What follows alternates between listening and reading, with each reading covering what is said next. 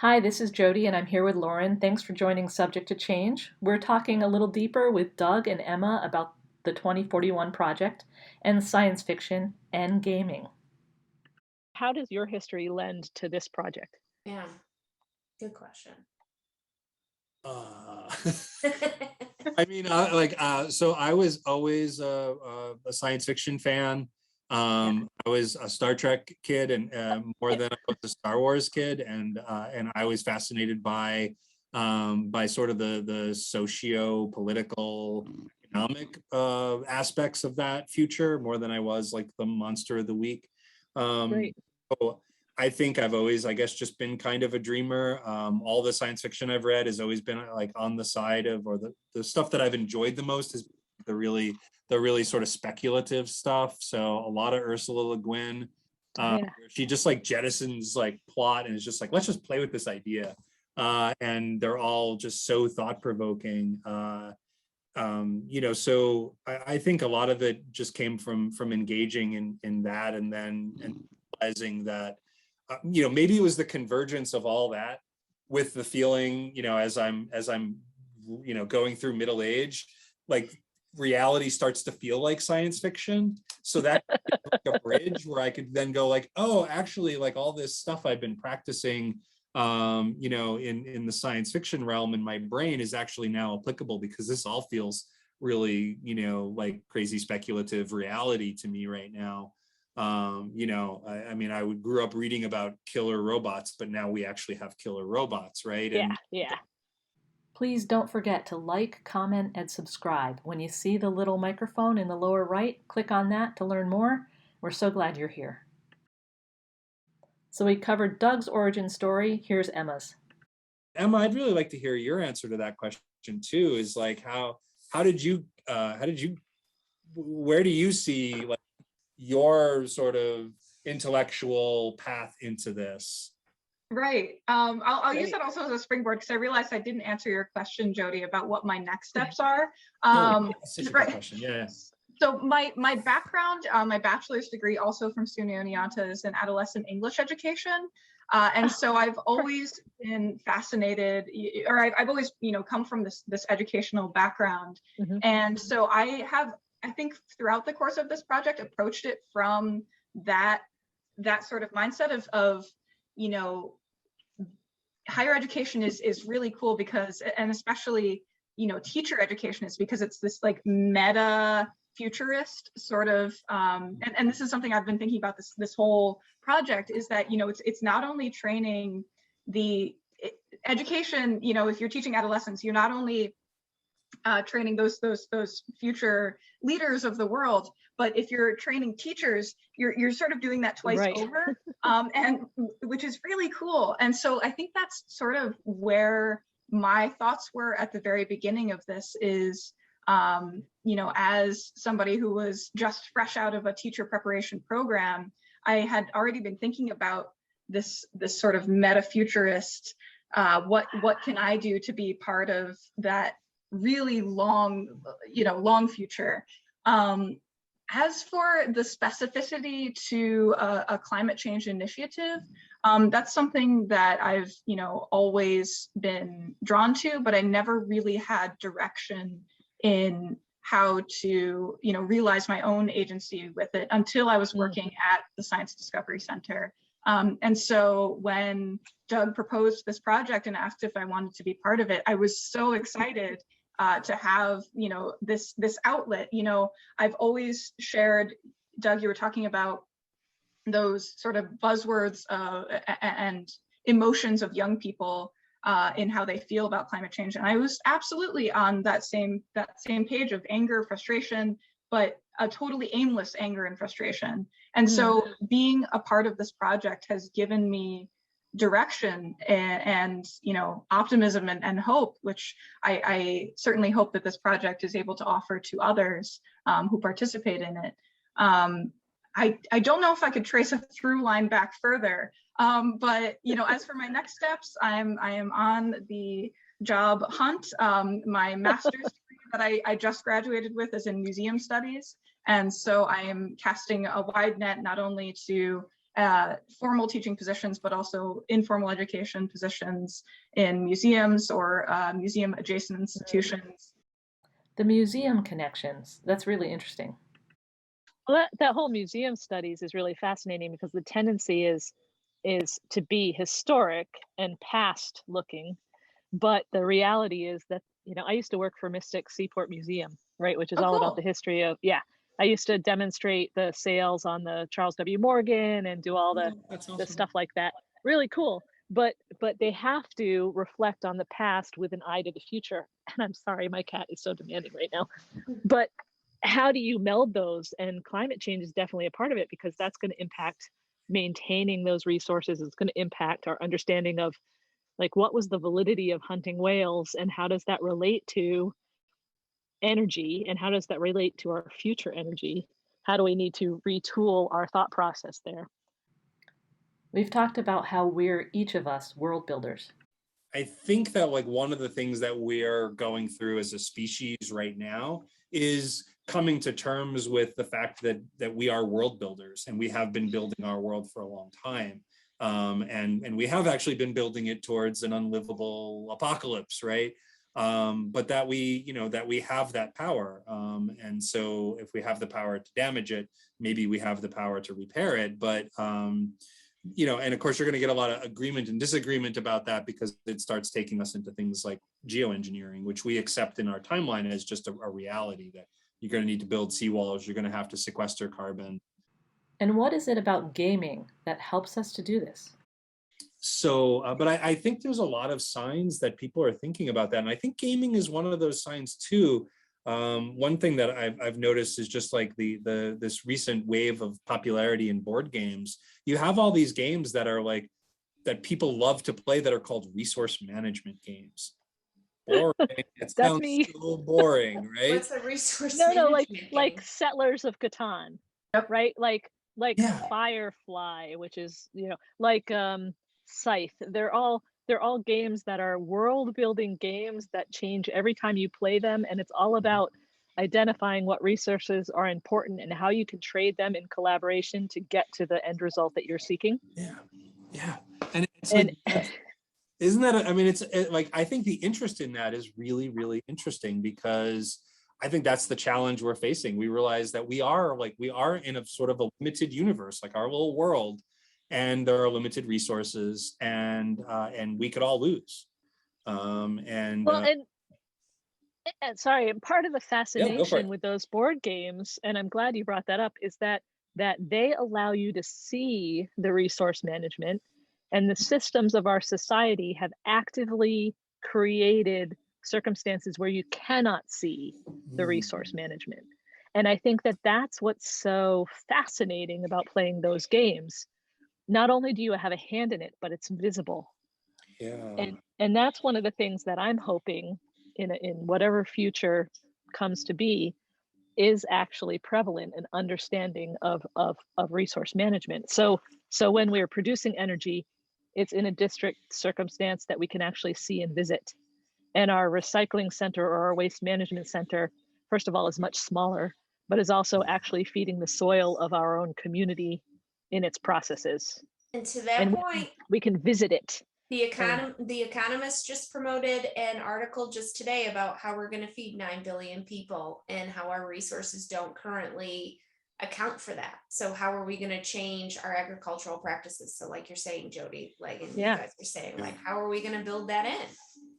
We've made the transportation totally non-visible, and things are coming from all over the planet. And once we start to see that they're coming from all over the planet, that will change, hopefully, to a more local, understandable, interactive, this is feeding me while I'm feeding it approach. Right. So that's amazing. That's a fantastic, fascinating sort of point of view and thought about that. Is and you're totally right. Like, you know, all these things are sort of externalized, right? The labor, the pollution, the injustice, right? Nobody knows where their food's coming from. Nobody knows how much pain is in their iPhone from its production. Systemically, it might not be enough to make the existing systems better, and that's something that I think your future world building actually can touch on. And why is 2041 the time frame? So regarding the time frame of 2041, I have a couple of questions about that. What made that year the year that you were going to label your world? Right. And then the other piece is, you talked about how this has become almost a therapy for some people who are working through their own relationship to climate change or other broad issues and isolation, the pandemic. Do you have people working in this program to assist that process, or is it a very hands-off, community-based process? No, so this initially started out as the 2061 project. When we first started that conference, and when we first started the podcast, I believe that even it was still the 2061 project. And we had this timeline extend that far. And then the timeline started happening really fast. We had talked about specifically a famine begotten of a global pandemic. Is that right, Doug? It was a livestock pandemic. We realized that this needed to be truncated, not only because we were sort of working through this fictional timeline in real life, but also because 20 years as opposed to, 40 years down the line, it feels a lot more tangible. And if the goal of this project is that pre-visualization and being able to, the same way you do before a race, the same way you imagine your success, if this is going to work as a pre-visualization of a successful and positive climate future, that needs to be something that feels attainable. And we were imagining it for that initial audience, that initial target demographic of college age students, that 20 years down the line, in about 40 years old, those students will start to have some financial independence, will start to have their own sort of buying power, and that's when I think college students start to imagine that they'll have that level of independence and that level of power and agency in the world. There's a revelation about our high school and college students. That makes a lot of sense. It absolutely does, because you're right, you've nailed it. I wish it were sooner that people established financial independence, but particularly our education system is so fraught with cost burden that's one of the things. My son just entered into college age, and so that's one of the things that is worrying him. He thinks his life expectancy might be 50 years. Because of social unrest, climate, food issues, and the economic realm that he's entering into. And it's really a revelation to me, seeing through his eyes in that regard. And then that brings us to the mental capacity to embrace this change. The biggest survey of young people has disturbing news. A study of 10,000 young people in 10 different countries across the world, right? And it's asking them what they think about climate change, and they're terrified of it. Overwhelmingly, it's something that they are either very or extremely worried about. And then their reactions to it, the top two reactions are anger and fear. And 68% of those 10,000 people surveyed, or young people surveyed, said that they primarily feel anger and fear, but only 32% of them said that they feel any optimism. And we are certainly not the only people to say that, 2020 really rewired our imaginations in a lot of negative ways, but hopefully also in a lot of positive ways. You can imagine all these world-changing events happening, then maybe you can imagine some positive world-changing events as well. Right. And there is a big idea we can all get to. The main fantasy element of our timeline is, imagine in 20 years if Americans agreed about climate change and the need to act. That's the big act, right? That's it. That's where we're trying to get to after 20 years of increasing climate and social people. But then, when we started doing it during the pandemic, that's when it became clear to us that they're using this as a way of processing some of the trauma of 2020. And to answer your question about helping them through this, you know, what we're doing is all sort of in the realm of fiction. And so kind of relying on the fact that it's really just, you know, role playing, or what are the sort of psychological, mental, emotional aspect of this work, and is there a way to assess that before and after, and does it actually have any kind of a benefit? I would assume that it would. It definitely does for, you know, for me. And Emma, you've talked about this as well. Embrace and look past the inevitable failures. In that process, you know, you have to always be able to you know, envision past that, those inevitable failures, right? And realize that, like, okay, all right, so that didn't work. Let's think about what will work, right? And you can't really do that if, you know, if you're in a place of despair, right? The process needs to begin with a lot more free thinking, and a willingness to just rewrite things totally, and just say, like, this is the way it's done. Okay, so what? Let's envision it totally different. Or to reach back deeper into history and say, like, yeah, this is the way it's been done for 50 years, but before that, this is the way it was done. Or I don't remember who thought of what part of it, where, like, and when. It just kind of came out. And Awesome. And so I really, I want to make sure that it's clear to all your viewers that, like, this was a real creative collaboration, primarily between Emma and myself. There were others that were really you know, involved as well, but Emma and I talked about this all the time, and I feel like we really co-created a lot of these and bounced ideas off each other constantly, and it was a really exciting creative process. We want other people to feel excited too. You know, and that's evident, yeah.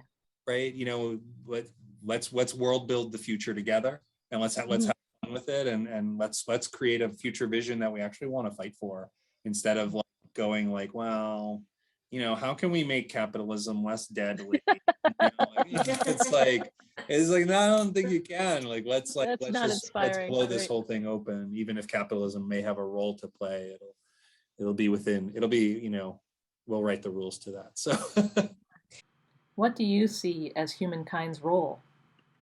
I have a question for Lauren and Jody, and I think it's a question that we're like, our society of the future and our timeline is grappling with. But it's this it's the sort of the fundamental question of, you know, what is the ecological niche of people on this planet? Like, why, right?